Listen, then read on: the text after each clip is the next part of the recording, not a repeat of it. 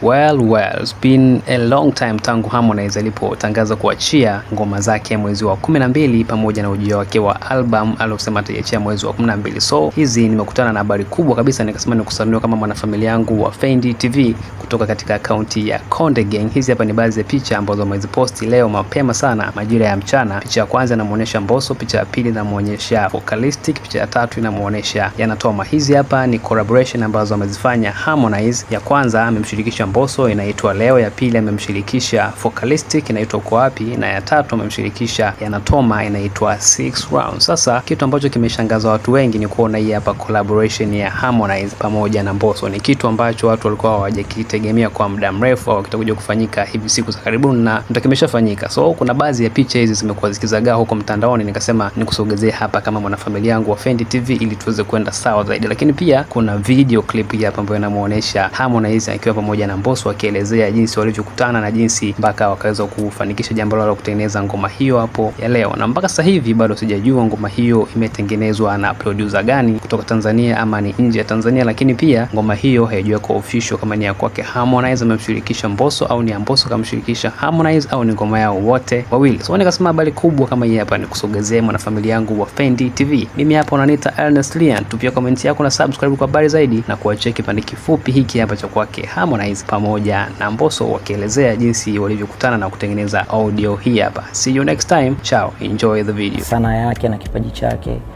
uwekezaji wa muda, pesa, taaluma.